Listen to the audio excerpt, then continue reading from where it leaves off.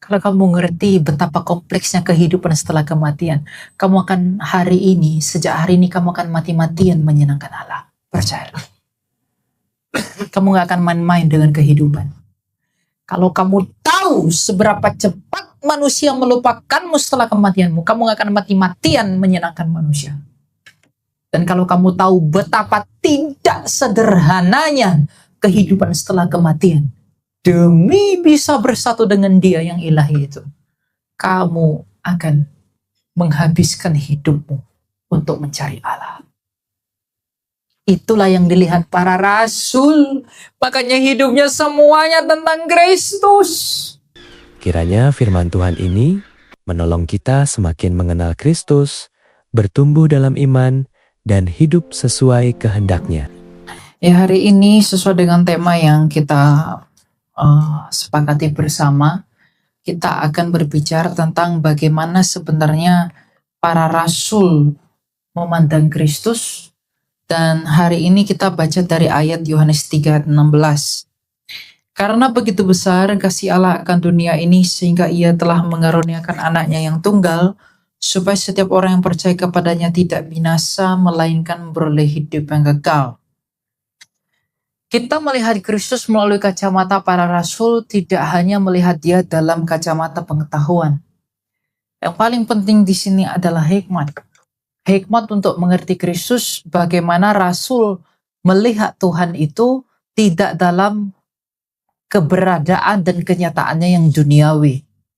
Maka hari ini kita tidak berbicara tentang doktrin, kita tidak berbicara tentang teori, sekalipun ada sangkut pautnya dengan hal-hal demikian, tapi kita akan lebih banyak berbicara tentang hal-hal spiritual yang oleh hikmat dan anugerah Allah Dia menghadiahkannya kepada para rasul, sehingga para rasul ini bisa melihat Kristus dengan kacamata dan dengan sudut pandang yang diperkenankan oleh Allah, yang oleh karenanya Kristus menjadi kekayaan yang sejati bagi para rasul.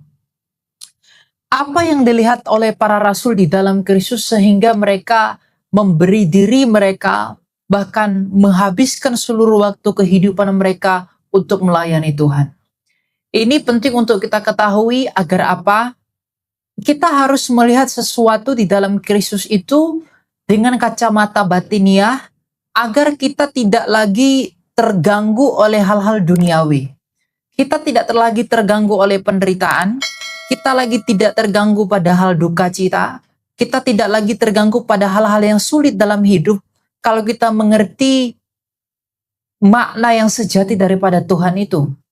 Kadang orang dalam mengikut Tuhan memiliki motivasi dalam pencarian akan Tuhan. Mungkin mereka menjadikan Tuhan jadi kaya, mau buat Tuhan untuk keinginan diri, untuk ambisi diri dan lain sebagainya. Jiwa yang ada di tahap seperti itu adalah jiwa yang belum mengerti tentang siapa dirinya. Tetapi sejatinya para rasul telah melihat Tuhan dalam keadaan yang lebih dalam. Para rasul telah melihat Kristus dalam keadaan yang belum kita lihat, sehingga wujud Kristus yang mereka lihat ini telah mampu menghantarkan mereka, bahkan memberikan nyawa mereka kepada Tuhan. Apakah kita pernah bertanya kepada Tuhan? Apakah kita pernah meminta kepada Tuhan? Tuhan, berikanlah aku mata sebagaimana Engkau telah memberikannya kepada para rasul-Mu, agar aku juga memiliki iman sebagaimana Engkau menambahkannya kepada para rasul-Mu. Tuhan sendiri berkata, dari buahnya lah kamu mengenal mereka. Buah apa yang lahir dari iman? Buah apa yang lahir dari pengenalan akan Tuhan? Tentu satu, kasih. Dan kasih itu yang paling penting, meniadakan ketakutan. Jadi dalam kehidupan kekristenan kita, bukti bahwa kita memiliki kasih adalah kita tidak takut lagi. Kita tidak takut mati, tidak takut miskin, tidak takut menderita, dan tidak takut mengalami hal-hal yang sulit oleh karena kita mengasihi Kristus, melihat Dia dalam keadaannya yang nyata. Inilah yang dilihat oleh para rasul pada Kristus, sehingga para rasulnya yang mulia ini pada akhirnya mendapat tempat yang begitu besar di sebelah kanannya Dia dan dalam kerajaannya Allah. Tapi apa yang para rasul mulai dari diri mereka sendiri sehingga mereka bisa melihat Tuhan? Keselamatan itu Bapak Ibu bukan hanya satu hal yang terjadi di salib saja. Yang sudah selesai itu hanya Yesus. Kita belum selesai. Yang sudah mengatakan tetelestai itu hanya Kristus. Kita belum selesai. Maka sebenarnya kepastian keselamatan di dalam kita itu tidak ada. Kepastian keselamatan hanya ada pada pengharapan. Selama kita menjaga pengharapan, kita pasti selamat. Tapi iman, pengharapan, dan kasih bukan yang terbesar di antaranya adalah kasih. Kasihlah yang membuat kita, kasihlah yang membuahkan iman, imanlah yang menumbuhkan pengharapan. Bagaimana kita memiliki kasih kepada Allah? Memiliki kasih kepada Allah bukan karena kita melakukan sesuatu. Memiliki kasih kepada Allah karena kita memandang kasihnya Allah. Iman yang benar itu tidak pernah lahir dari kemampuan dirimu. Kalau kamu memiliki iman kepercayaan kepada Tuhan, di mana iman itu lahir oleh karena kamu melihat dirimu, itu salah. Itu bukan iman. Iman yang benar adalah iman yang diberikan oleh Allah karena kamu tidak melihat kemampuanmu, tapi kamu justru melihat ketidakberdayaanmu. Inilah yang dilihat para rasul, sehingga mereka sepenuhnya menyerahkan diri dan merebahkan dirinya pada tatanan dan takaran anugerah Tuhan. Untuk memulai kehidupan keselamatan, yang paling penting itu adalah pengenalan akan diri sendiri. Rasul itu bisa mengikut Tuhan. Coba kalau kita melihat pada awalnya pada rasul mengikut Tuhan, awalnya mereka ragu-ragu. Setelah dia bangkit, baru mereka semua, Josephus Flavius, sejarawan Yahudi, itu mencatatkan sikap muridnya Kristus itu berubah ketika Kristus telah bangkit. Apa yang Kristus lihat melalui kebangkitan Tuhan sehingga sikap mereka berubah. Sebelum Tuhan bangkit, Petrus masih menyangkali. Murid yang lain masih kabur. Ketika Kristus naik ke atas salib, yang setia menemani dia bersama Bunda Maria hanya Yohanes. Yang lain nggak tahu kemana. Karena mereka masih ragu. Karena mereka masih takut. Natur kemanusiaannya, jiwanya yang rapuh itu masih mendominasi mereka. Makanya mengapa Yohanes disebut murid yang paling dikasihi? Hanya karena dia yang menemani Tuhan dalam keadaan menderita. Tetapi setelah Kristus bangkit, sikap spiritual mereka benar-benar berubah. Yang tadinya si Petrus penyangkal, yang tadinya murid takut mati, tapi setelah melihat Yesus itu bangkit, mereka menjadi tidak takut mati karena Tuhan. Kenapa begitu? Karena mereka menemukan satu fakta yang membuat mereka kuat. Apa? Dalam hikmat dan pertolongan dari Roh, para rasul merenungkan satu hal. Bahwa ternyata di dalam seluruh kehidupan manusia ini, apapun agamamu, apapun kepercayaanmu, dari manapun kamu berasal, mau kamu orang Tionghoa, orang Batak, orang Manado, mau kamu tinggal di negara manapun, mau kamu datang dari bangsa manapun, hidup di peradaban siapapun, di tahun-tahun manapun, dari zaman Adam hingga kelak Maranatha, yang dicari manusia itu hanya satu hal. Bukan uang, bukan kekayaan, bukan kesehatan. Yang dimana uang, kekayaan, kesehatan, jabatan, itu semua demi satu hal ini, yaitu hidup. Orang mati-matian mencari uang demi membuat hidupnya aman. Semua itu tak akan berguna kalau hidup tidak ada. Apa artinya uang ketika kita mati? Apa artinya jabatan ketika kita telah tiada? Maka semua orang di dunia ini sedang mati-matian mencari hidup. Ada orang bekerja mati-matian untuk sesuap nasi. Ada orang sekolah tinggi sampai ke luar negeri, agar dengan demikian dia hasilkan banyak uang, dengan begitu dia bisa hidup. Dia orang bangun rumah besar agar hidupnya nyaman. Orang berinvestasi pada muka dan lain kesehatan sebagai macam diet, macam-macam, agar dia tidak cepat mati. Orang melakukan terobosan di kimia itu demi rekayasa hidup. Biologi demi mempermudah hidup. Fisika mengakselerasi hidup. Semua ilmu di dunia ini adalah untuk mempermudah hidup manusia. Semua yang manusia lakukan itu untuk mencari hidup itu. Mana ada orang ingin mati? Semua orang mencintai hidup. Oh, bahkan orang yang bunuh diri, itu membunuh dirinya, itu karena dia sebenarnya mencari hidup. Hanya saja karena hidupnya menderita, maka dia mengakhiri hidupnya. Kalau hidupnya enak, mana mungkin dia bunuh diri? Yang dicintai manusia itu adalah hidup. Tapi satu yang dilihat para rasul, siapakah yang dengan uangnya? Siapakah yang dengan kekuatannya? Siapakah yang dengan harta bendanya bisa mempertahankan nyawanya? Tidak ada. Alexander the Great, pemimpin bangsa Gerika yang besar itu, telah memukul seluruh dunia dengan gada bangsa Yunani. Dia menginjak menunggang balikkan kerajaan Persia dan menelan Raja Darius. Dia mengalahkan seluruh bangsa dengan kekuatannya. Dia umur 20 bapaknya mati. Lalu kemudian dia diangkat menjadi pemimpin Yunani. Dan gak ada yang berani melawan Yunani waktu itu. Tapi Alexander the Great, istana yang besar di Makedonia, dia dari Makedonia, dia mau pergi ke Alexandria, hari ini namanya Mesir. Alexandria itu kota yang dipersembahkan kepada Alexander the Great. Ketika dia mau pergi ke sana, dia harus melewati Yerusalem. Dan para rabi Yahudi waktu itu mengatakan, wahai engkau Alexander the Great, tentang engkau sudah dinubuatkan oleh kitab suci dalam Daniel. Lalu dikatakan, engkau akan mati. Dan ketika dengan dia hormat dengan orang Yahudi, dia menerima itu sebagai cerita-cerita saja. Sebelum dia sampai ke Alexandria, dia melewati perbatasan Mesir, yaitu dari Gaza. Dan sebelum dia sampai ke Mesir, dia mati karena demam tinggi.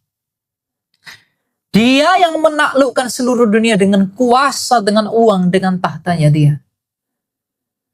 Telah dibunuh oleh suatu demam. Hikmat Sokrates mengajarkan apa itu hidup. Tapi dia sendiri tidak hidup. Lao Tzu yang tuliskan Tao Te Ching di dinasti Tiongkok 500 tahun sebelum Kristus datang di dunia. Dia mengajarkan hikmat yang besar tentang esensi hidup kepada orang Tionghoa.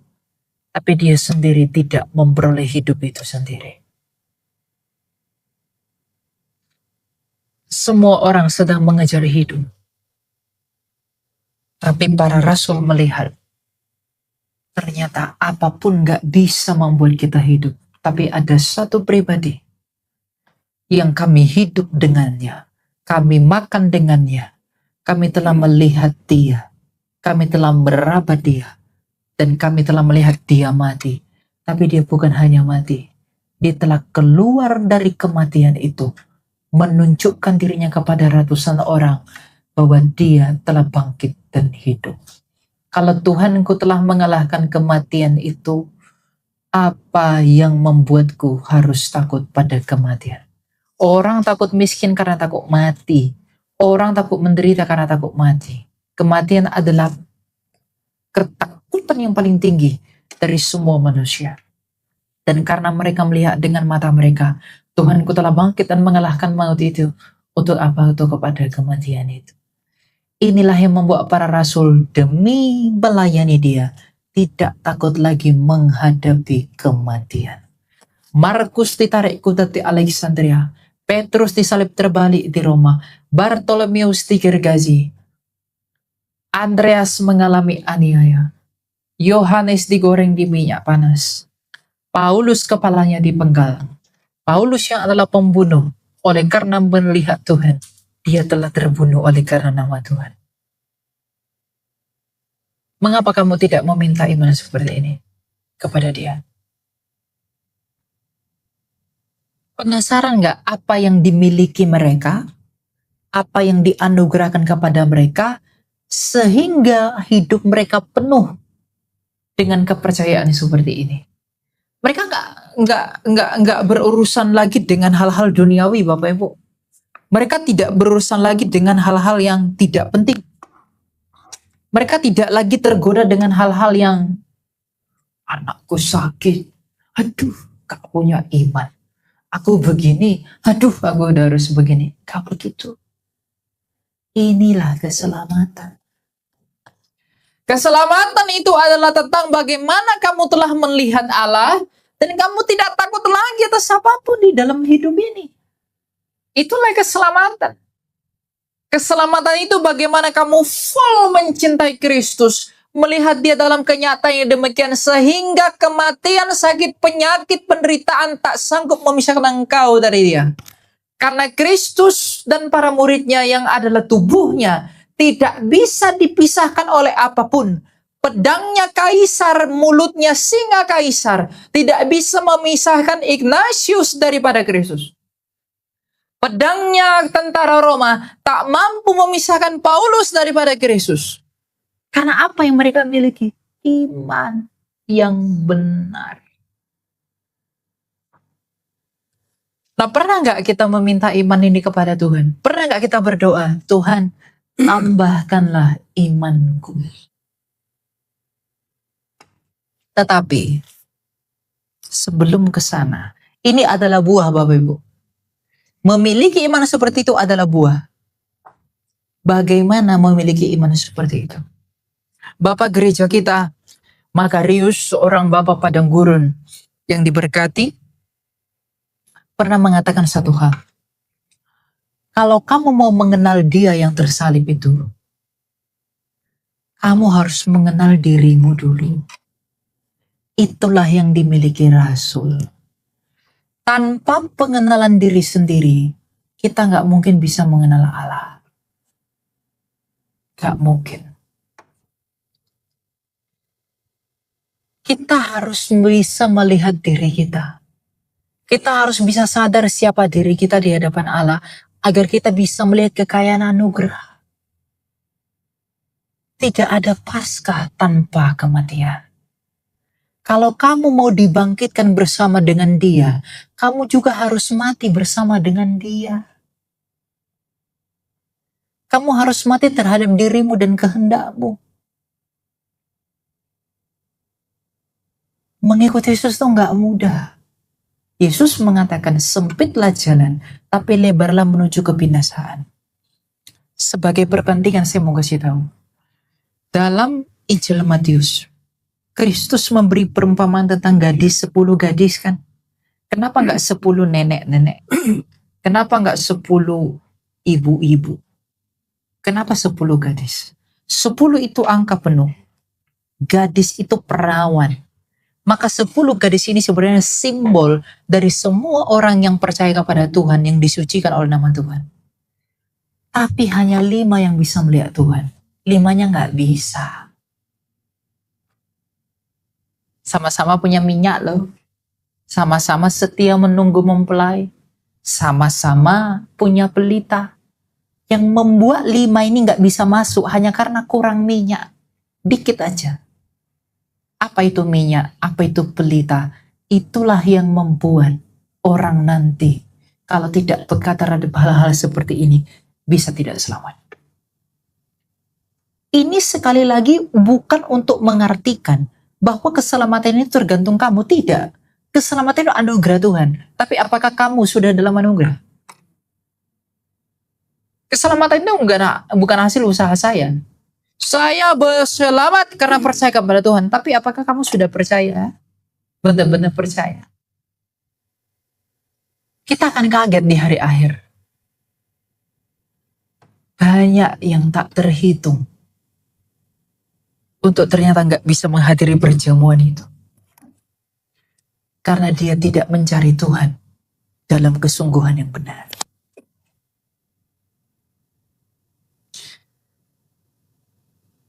Kehidupan rohani itu hanya bisa dimulai melalui pengertian akan diri sendiri. Kamu harus bisa melihat dirimu, anak muda secara khusus. Penyakit anak muda itu adalah kesombongan. Dia pikir bahwa segala sesuatu itu bergantung pada dirinya. No, bukan. Segala sesuatu itu nggak bergantung padamu. Ketika kamu memulai kehidupan oleh usahamu, disitulah kebinasaanmu dimulai. Karena kita nggak mengerti yang kita minta itu, kita nggak tahu yang kita minta itu datang dari keinginan yang benar atau datang dari keinginan yang berdosa.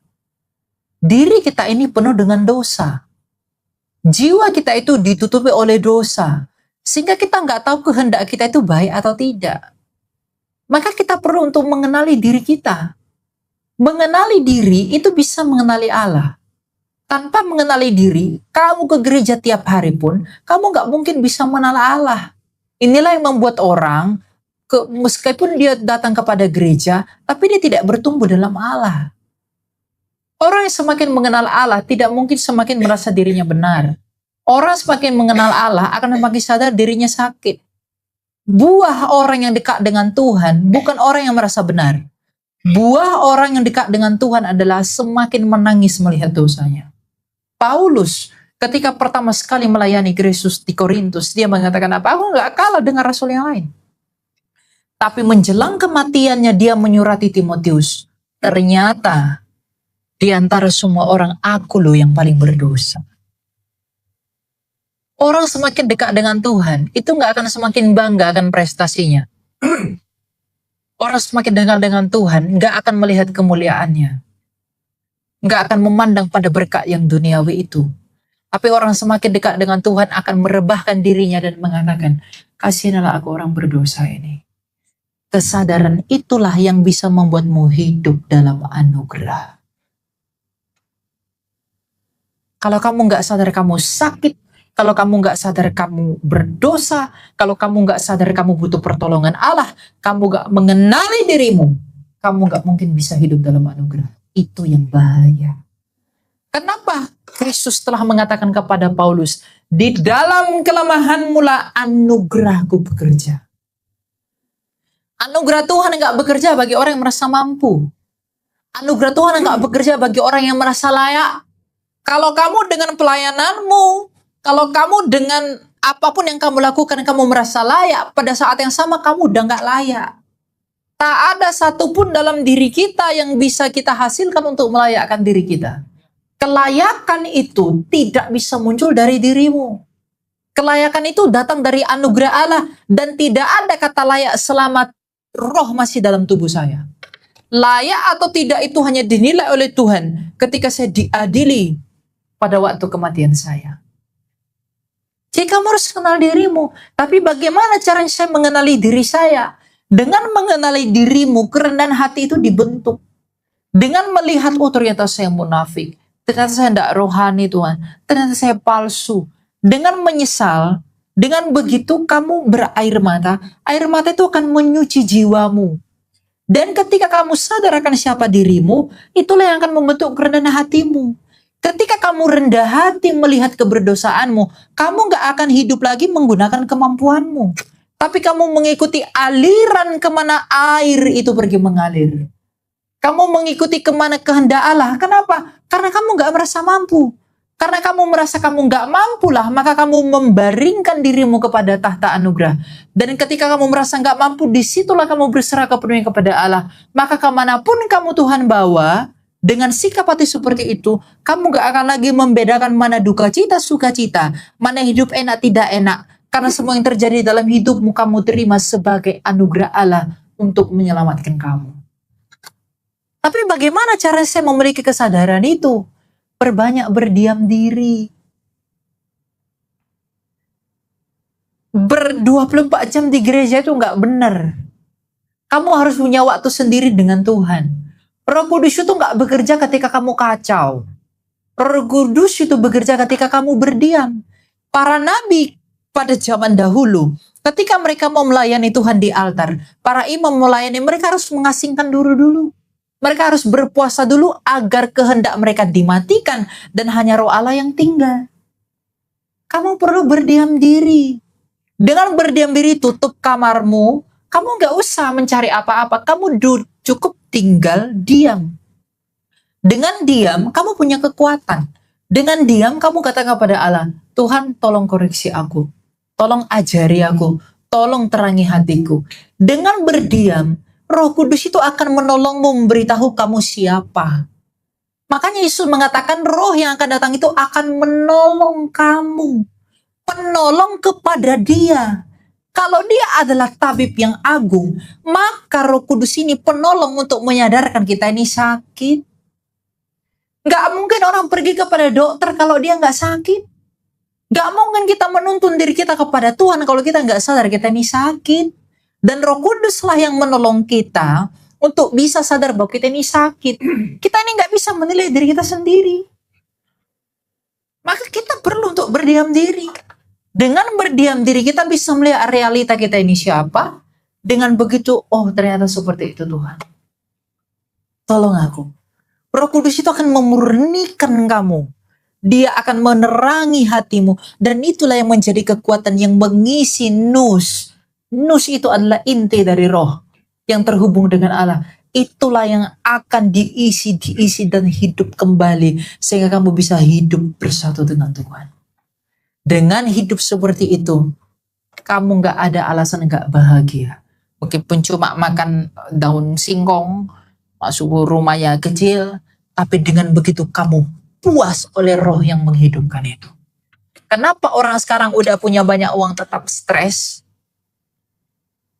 Nusnya mati. Gak hidup. Dia sibuk dengan ambisi. Udah sampai di sini pengen begini. Sampai di sini pengen begini. Orang berambisi itu gak benar. Orang itu gak boleh punya ambisi. Apalagi dalam pelayanan. Kamu melakukan kehendak Allahmu, bukan melakukan kehendak dirimu sendiri. Gak boleh memaksa. Daya paksa itu dosa. Saya memaksa diri saya untuk terlihat begini, itu udah dosa. Itu ketidakmurnian Bapak Ibu. Jadi belajar untuk melihat diri. Para rasul itu orang-orang yang sangat diberkati. Roh Kudus itu menerangi mereka begitu rupa. Sehingga mereka sadar, aku butuh dia. Hal yang Tuhan mau dalam hidup kita itu hanya dua. Yang pertama, kita sadar. Dia mau kita sadar kita butuh dia. Yang kedua, kita selamat.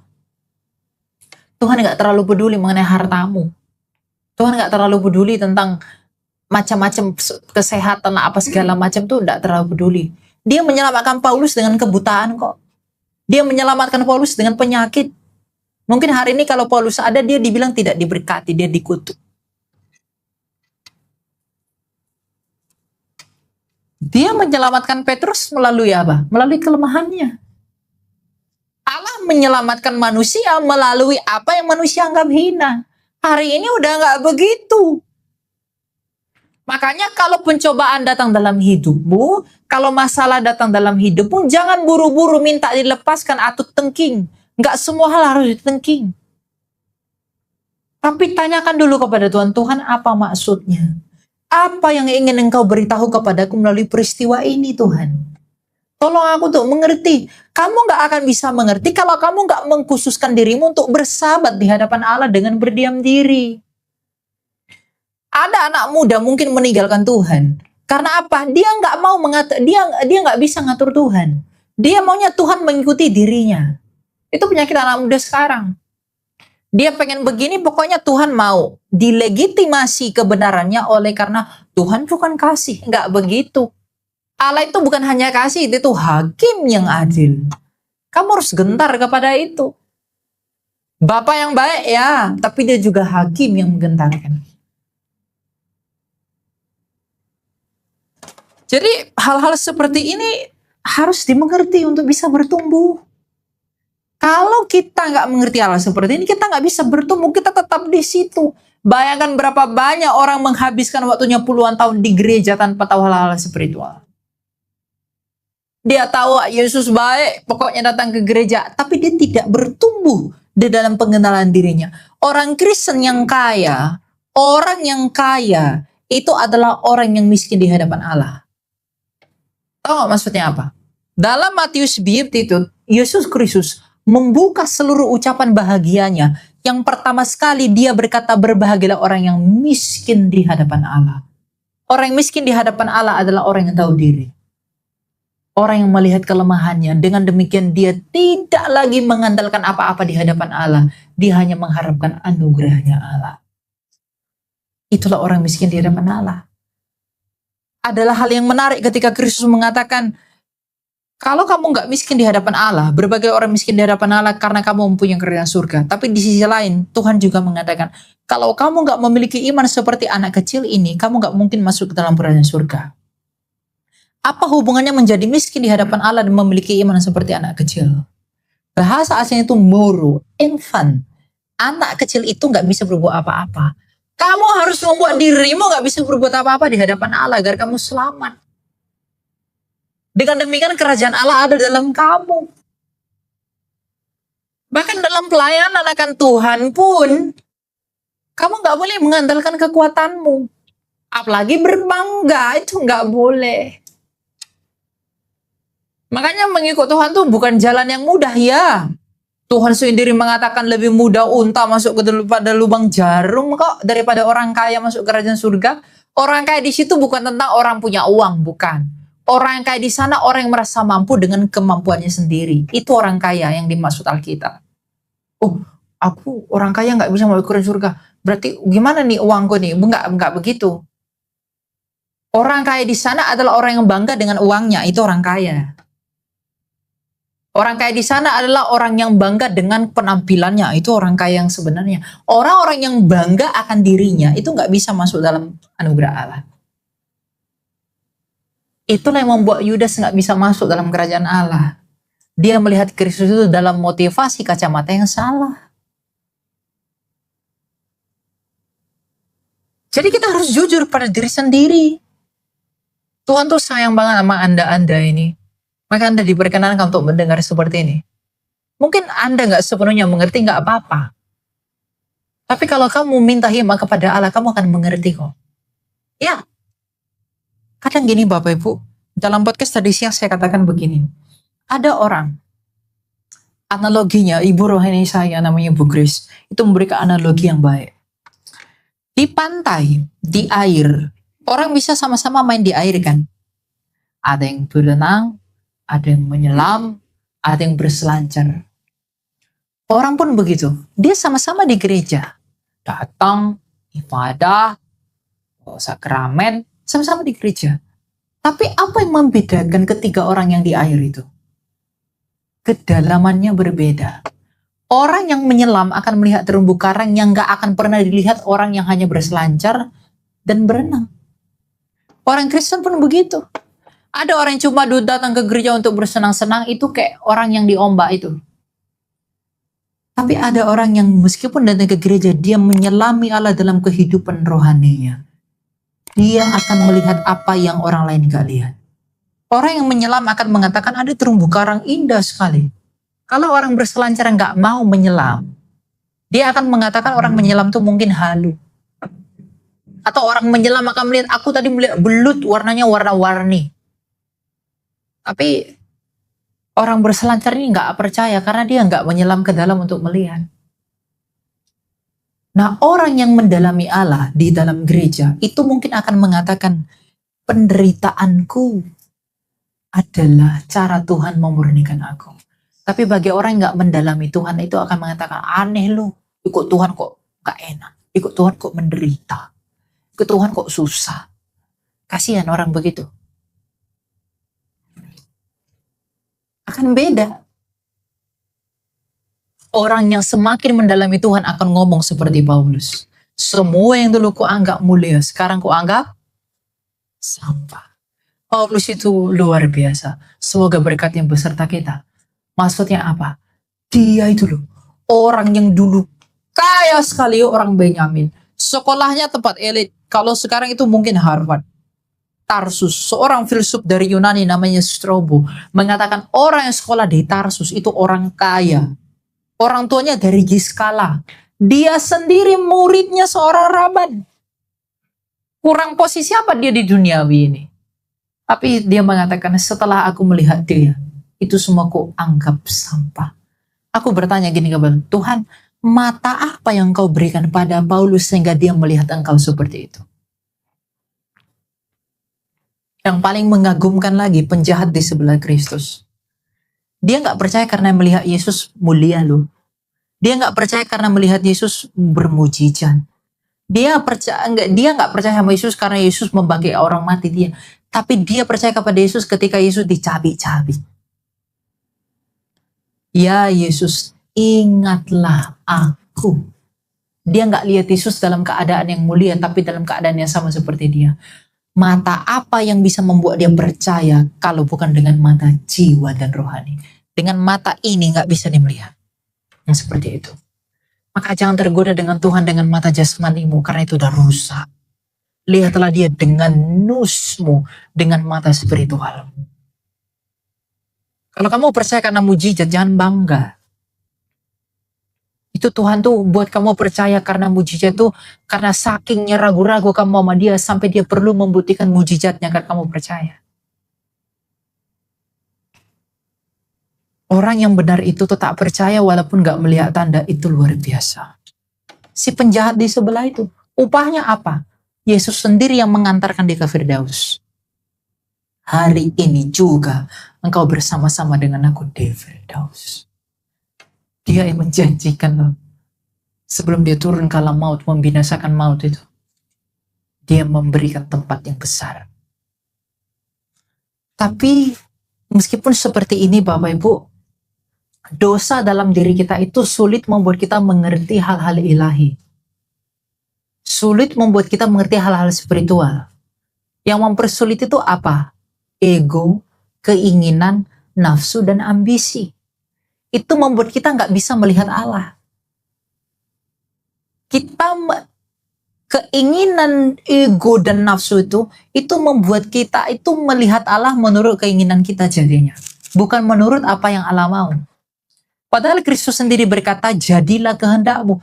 Kata jadilah kehendakmu dalam doa Bapa kami, itu artinya apa? Kamu mati bagi dirimu dan bangkit bersama dia. Kalau Kristus tidak merendahkan dirinya, kalau dia mengatakan, aku ini kan Allah, ngapain aku duduk di kandang domba? Kalau dia mengatakan seperti itu, mungkin gak kita selamat? Tapi karena dia telah merendahkan dirinya, mati terhadap ego, karena Allah gak punya ego, dia telah turun ke dunia ini untuk menyelamatkan manusia melalui kematiannya. Kalau ia tidak mati, gak mungkin ada Paskah. Kebangkitan rohani dalam diri kita pun gak mungkin terjadi kalau tidak dimulai dengan kematian terhadap diri sendiri. Makanya dikatakan oleh Tuhan, kalau kamu tak dilahirkan kembali dari air dan roh, kamu gak mungkin masuk dalam kerajaan Allah. Inilah kehidupan itu. Makanya Bapak kita, Bapak Senoda mengatakan, saya ini orang asing di dunia ini. Karena ketika dia mengerti hal seperti ini, wah ternyata jauh. Dunia ini tidak ada artinya ternyata. Pada akhirnya semua akan ditelan oleh kematian. Bahkan aku yang memilikinya akan digenggam oleh maut. Hanya dia yang bahkan kematian pun gak sanggup menahan dia. Jadi kita sekarang bangga akan apa? Kita sekarang bersuka cita akan apa? Kita bersuka cita hanya karena yang di dunia ini, atau kita bersuka cita hanya karena mengenal dia? Tetapi untuk bersuka cita karena kita mengenal Tuhan pun itu butuh anugerah. Semua butuh anugerah kok. Tapi masalahnya apakah kamu mau hidup dalam anugerah? Itu kuncinya. Apakah kamu mau menerima anugerah? Itu kuncinya. Dan apakah kamu mau siap untuk menerima anugerah? Saya berkhotbah seperti ini di beberapa gereja. Banyak nggak mengerti. Hal-hal seperti ini asing bagi mereka. Hal seperti ini aneh bagi mereka. Saya maklumi nggak apa-apa. Karena kehidupan rohani itu, benih itu udah ditanam, bertumbuhnya itu urusan Tuhan kan. Tapi ketika kita bisa melihat seperti para rasul melihat Tuhan itu, kita nggak ada alasan untuk stres. Nggak. Paulus dalam kehidupannya, dalam mengikut Tuhan, dia di penjara loh, menyurati jemaat di Filipi itu dia dalam penjara, dalam penderitaan, dalam aniaya. Tapi dia bisa bilang apa? Aku berkata kepadamu senantiasa bersukacitalah dan bersukacitalah dan bersukacitalah. Bayangin, ada nggak orang yang penjara bersukacita? Apa yang membuat dia bersukacita kalau bukan Kristus yang diam dalam dirinya? Dia nggak punya harta apa-apa lagi, dia nggak punya apa-apa lagi. Bahkan istri pun dia nggak punya untuk menghibur dia. Tapi dia bisa berkata bersukacitalah. Siapa yang membuat dia bersukacita kalau bukan Kristus yang diam dan teguh dalam hatinya itu? Kenapa kita nggak meminta dan memohon anugerah yang sama kepada Allah?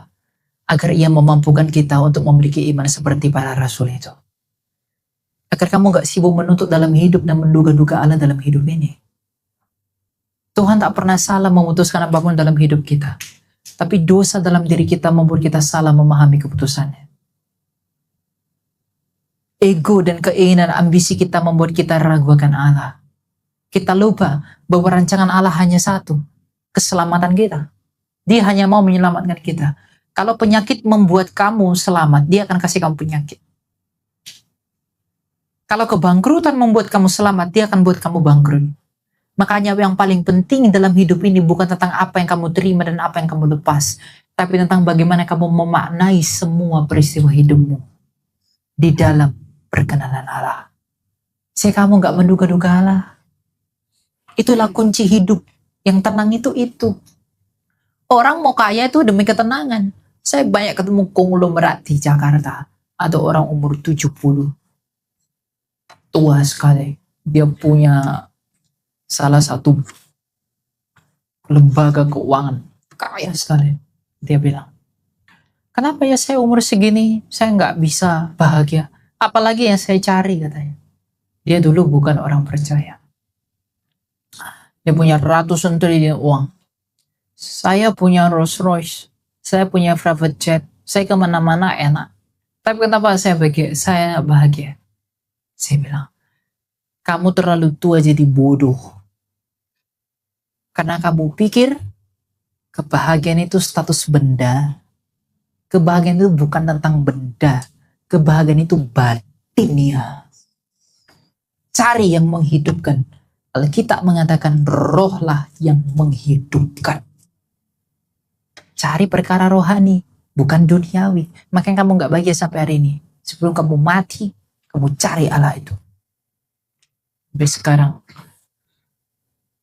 beliau ingin sekali untuk mendengarkan kebenaran-kebenaran.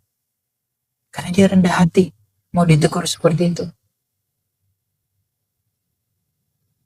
Kurang apa dia? Puji Tuhan, Tuhan masih izinkan dia hidup mendengar itu. Kalau dia udah mati, repot. Orang mati terikat dengan duniawi itu nggak bisa naik loh. Dia akan ditawan oleh dunia alam maut ini. Apakah Bapak Ibu berpikir setelah orang mati, surga, neraka? Tidak. Kamu harus melewati penghulu udara yang menuntut kamu. Efesus 6. Lawan kita bukan darah dan daging, tetapi penguasa, penghulu, pemerintah di udara. Kalau kamu ngerti betapa kompleksnya kehidupan setelah kematian, kamu akan sejak hari ini kamu akan mati-matian menyenangkan Allah. Percayalah. Kamu gak akan main-main dengan kehidupan. Kalau kamu tahu seberapa cepat manusia melupakanmu setelah kematianmu, kamu gak akan mati-matian menyenangkan manusia. Dan kalau kamu tahu betapa tidak sederhananya kehidupan setelah kematian, demi bisa bersatu dengan Dia yang ilahi itu, kamu akan menghabiskan hidupmu untuk mencari Allah. Itulah yang dilihat para rasul. Makanya hidupnya semuanya tentang Kristus. Itu yang mereka miliki. Aduh, susah bagi kita untuk punya seperti itu sekarang. Kenapa? Tapi nggak susah juga kok. Kenapa dulu Ananias Safira bohong dikit aja tentang persembahan kepada Petrus, langsung mati. Ada orang belum mengaku dosa, terima perjamuan kudus, ada yang sakit bahkan mati. Karena Roh Kudus itu bekerja di zaman Rasul dengan sekarang tuh beda. Roh Kudus itu paling kuat bekerja ketika di gereja itu dalam aniaya. Sekarang kita belum dalam masa aniaya, jadi orang masih leha-leha. Begitu juga bagi diri secara individu. Bagaimana Roh Kudus bisa bekerja kuat dalam hidup saya? Kamu harus bisa melihat dirimu dulu. Baru Roh itu bisa bekerja menghidupkan kamu. Itulah kehidupan mengikut Tuhan itu. Memang enak nggak enak. Tapi Makarius mengatakan, kalau jiwa itu setia berjalan dengan jalan-jalan yang nggak enak ini, dia akan bisa tetap tenang dan bahagia sekalipun dia di dunia dalam mengikut Tuhan. Meskipun dia nggak punya apa-apa. Itu bukan omongan doang, Bapak Ibu. Itu sesuatu yang mungkin sulit kita mengerti kan, karena kita belum menjalaninya. Kita belum ada di tahap itu. Tapi ya kembali lagi, jangan kejar pengalaman rohani, kejar Tuhan itu sendiri. Ada orang, kalau doa belum nangis kayaknya nggak enak, itu salah. Kamu kejar nangis-nangisnya biar kamu puas. Kamu bukan kejar Tuhannya. Kadang Tuhan mencabut penghiburanmu, doamu terasa kosong, doamu terasa hambar, agar kamu tidak lagi percaya kepada Dia berdasarkan perasaanmu, tapi kamu percaya kepada Dia hanya karena Dia saja. Jadi kalau doamu terasa kosong atau Tuhan seolah-olah jauh, berarti Tuhan ini udah nggak sayang sama saya. Salah. Justru itu cara Tuhan memurnikan kamu agar kamu percaya tidak mengandalkan perasaanmu, tapi kamu percaya dengan iman yang pure yang diberikan oleh Allah itu. Kebalik-balik ya yang kita pahami ya. Ya iya kebalik-balik. Kalau orang nggak nangis belum berdoa. Loh. Ya tangisan itu baik, air mata itu baik. Bahkan kita harus meminta kepada Allah, Tuhan berikan aku mata air dari air mata. Tapi air matanya juga harus yang benar, bukan air mata buaya. Bukan air mata main-main. Orang sinetron juga punya air mata kok. Nggak benar-benar berduka tapi bisa buat air mata, bayangkan itu. Air mata aja bisa dipalsui. Apalagi yang lain-lain. Jadi kompleks mengikut Tuhan itu. Makanya saya kagum sekali dengan Tuhan itu, melihat betapa kayanya anugerahnya dalam takarannya kepada para rasulnya. Makanya sedalam doa saya katakan, saya berdoa kepada Allah, Tuhan berikan saya berkat-berkat dari rasulmu. Bukan agar saya seperti rasul, tidak. Tapi agar saya bisa tetap teguh. Saya nggak tahu hidup saya ini bagaimana ke depan Tuhan. Saya bukan orang kaya, saya nggak punya tanah besar, saya nggak punya mobil mewah, saya nggak punya apa yang menjadi landasan hidup saya. Saya bilang sama Tuhan, ya udah Tuhan. Saya nggak mikirin mau beli rumah, mau apa segala macam. Saya bilang ya sama Tuhan, ya udah Tuhan, kalau Tuhan mau bawa kemana ya udah urusanmu lah. Karena dulu saya bernazar sama Tuhan, Tuhan saya sampai mati harus melayanimu. Jadi Tuhan kemanapun bawa saya ketika saya bicara dengan Bapak rohani saya, Abuna, aduh kalau nanti saya udah nggak melayani seperti ini lagi, boleh nggak saya ke biara? Boleh. Tapi itu pun ketat. Ya hidup di biara aja. Sampai mati. Itu indah sekali loh. Saya nggak menganjurkan Anda untuk ikut itu ya. Cara ini. Enggak. Ini apa hal yang saya nggak tahu ini datang dari kemurnian atau dari ketidakmurnian saya juga nggak tahu. Kalau Tuhan nggak berkehendak, saya nggak mungkin akan ke sana. Kalau Tuhan bilang nggak begitu, ya udah kemana aja. Dengan begitu hidup tuh enak, aduh bahagia. Kata saya nggak perlu tergoda oleh si Anu, saya nggak perlu dipanas-panasin si Anu, enggak. Kemanapun kita pergi, lihat dia yang teguh, tak mampu ditelan oleh maut. Untuk apa saya iri dengan kamu? Untuk apa saya marah dengan siapapun? Untuk apa saya perlu mengejar apa yang kamu kejar? Karena saya sudah memiliki Dia. Tapi untuk memiliki iman seperti ini, kamu perlu berhikmat untuk membedakan apakah itu lahir dari kemurnian atau tidak. Makanya semuanya perlu menempel kepada sumber kehidupan itu, agar Dia yang menghidupkan itu memberikan kita pengertian. Itu lahir dari kemurnian atau lahir dari ketidakmurnian. Mengikut Tuhan pun orang banyak kelihatan rohani, tapi hanya terlihat rohani. Tapi untuk kepentingan-kepentingan diri sendiri. Hati-hati Bapak Ibu.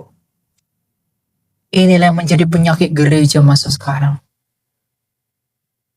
Kasihan. Ada orang tampil terlihat rohani. Kasihan.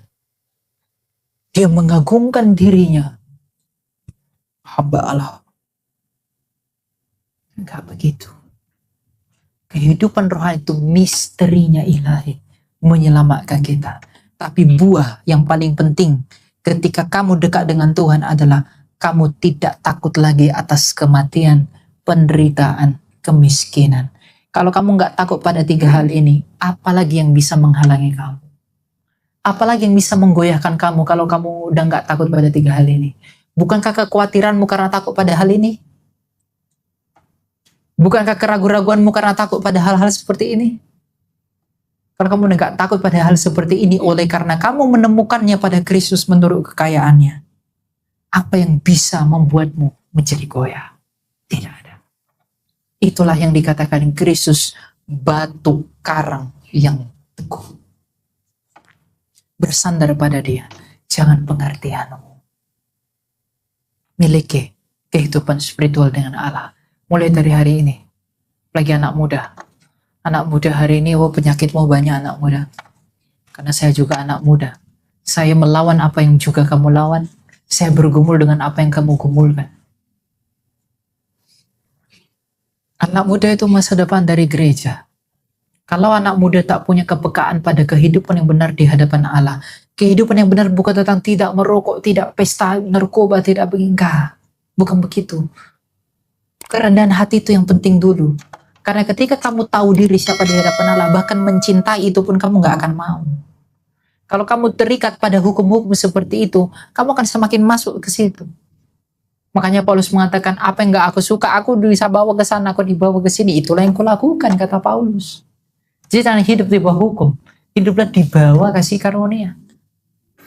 Karena kasih karunia itu yang mengubahkan kita. Memahami kasih Allah, itulah yang mengubahkan kita. Sehingga seperti si pencuri di sebelah Tuhan, saya kagum dengan Dismas itu. Pencuri di sebelah Tuhan. Ingat akan aku ya Tuhan. Itu doa saya sebelum baptisan. Saya bilang sama Tuhan, Tuhan, ingat akan aku ya. Engkau tahu hidupku ini akan seperti apa. Mungkin saya akan jatuh. Mungkin saya akan seperti apa kelak. Engkau tahu itu. Tapi satu hal yang gak akan pernah membuatku ragu, kamu pasti selalu mau menyelamatkanku kan. Tolong ingat aku.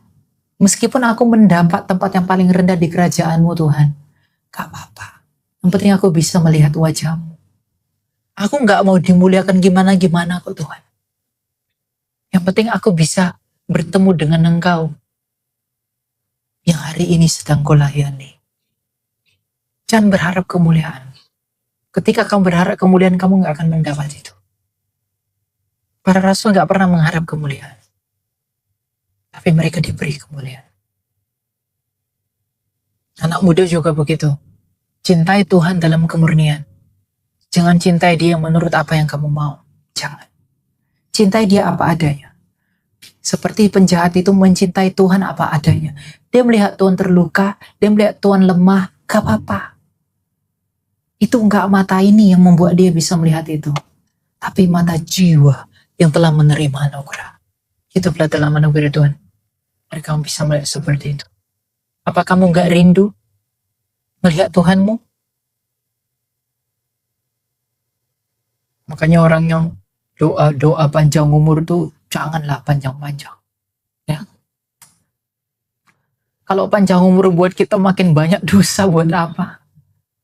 Saya bilang sama Abuna, sama teman saya, kalau bisa ya, permintaan saya sama Tuhan ya, saya lebih duluan mati daripada Bapak rohani saya. Agar sebelum saya mati, Bapak rohani saya itu dekat dengan saya. Agar saya dipersiapkan menghadapi kematian. Karena jujur yang paling berpengaruh dalam hidup saya saat ini Bapak rohani saya. Dialah yang menolong saya untuk mengerti semua kehidupan rohani. Saya nggak siap mati kalau saya sendirian. Saya butuh doa dari mereka. Saya butuh syafaat dari mereka. Makanya saya bilang sama teman saya, hidup lama-lama di dunia nggak enak. Saya hidup lama-lama bukan karena putus asa Bapak Ibu. Saya, puji Tuhan hari ini saya diberkati Tuhan luar biasa. Saya bisa hidup. Saya bisa tinggal dan layak. Saya bisa, ya, apa ya dulu yang saya anggap kemustahilan, Tuhan izinkan itu saya punya. Tapi itu nggak membuat kita untuk betah ternyata. Makanya Agustinus pernah mengatakan, aku tidak akan tenang sampai beristirahat dalam Engkau. Itu benar. Semakin orang melihat kekayaan anugerah Allah, dia nggak akan tenang sebelum menemui Tuhannya. Sebagai penutup, saya memberitahu satu cerita dari Bapak Padang Gurun, namanya Makarius the Great. Makarius ini murid kita langsungnya Antoni. Dia adalah orang yang kehidupan rohaninya bagus sekali. Dalam pertolongan Roh Kudus, Roh Kudus memberitahu tentang kehidupan Makarius kepada murid-muridnya Makarius. Lalu kemudian Makarius ini ketika dia hidup, seorang wanita memfitnah dia. Wanita ini mengatakan begini, dia yang menghamili saya. Wanita ini bersenggama dengan orang lain. Lalu dia gak bisa menuduh laki-laki karena diancam. Dia menuduh Makarius yang menghamili dia. Lalu kemudian Makarius tidak menolak. Makarius mau mengurus perempuan ini sampai tiba saatnya melahirkan. Ketika mau melahirkan, perempuan ini gak bisa melahirkan anaknya. Sebelum dia mengaku dosanya. Lalu dia mengaku kepada keluarganya, aku telah memfitnah Makarius. Bukan dia yang menghamili aku, tetapi ada orang lain. Setelah dia mengaku dosanya itu, anaknya bisa keluar. Lalu keluarganya mencari Makarius untuk memuji Makarius. Bahwa sekalipun dia nggak salah, tapi ternyata dia rela untuk menghidupi perempuan itu selama ini. Ketika dia mencari Makarius, mereka nggak menemukan Makarius karena Makarius sudah pergi untuk menghindari pujian dari manusia. Ketika Makarius mati, malaikat memuji dia, setan memuji dia. Hebat kamu Makarius, kamu bisa rendah hati terus. Makarius mengatakan, aku belum selesai. Dia dalam teologi ortodoks, ketika kamu mati, kamu melewati namanya pintu ilahi. Kamu harus mendaki tangga itu. Kamu nggak bisa langsung set, itu nggak bisa. Ya. Nah, ketika Makarius melewati pintu-pintu itu, iblis itu tetap mengikuti dia dan tetap memuji-muji dia. Kamu hebat, Makarius. Lalu Makarius mengatakan, enggak, aku belum selesai. Sampai pada akhirnya dia masuk ke gerbang Firdaus. Gerbang dibuka, Kristus ada di gerbang menanti dia. Dan ketika dia memeluk Kristus, lalu dia mengatakan, terima kasih atas pujianmu.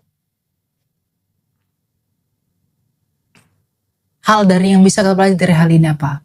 Sebelum kamu bertemu dengan Tuhan, jangan pernah puas atas kehidupan rohanimu. Bahkan setelah kematianmu. Kenapa? Karena Makarius tahu ketika dia dipuji, dia menerima pujian, dia jadi sombong, dia akan jatuh.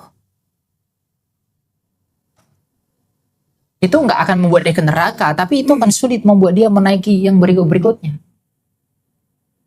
Oleh karena itu, jangan pernah puas sampai kamu beristirahat dalam Tuhan. Semoga hal ini menolong kita semua.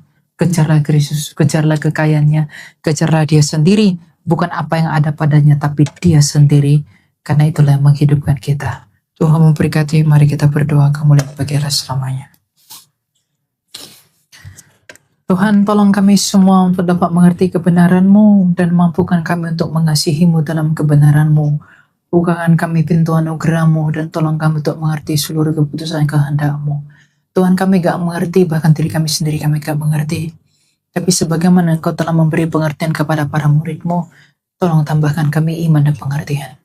Tuhan, Engkau tahu bahwa kami ini orang berdosa yang penuh dengan dosa.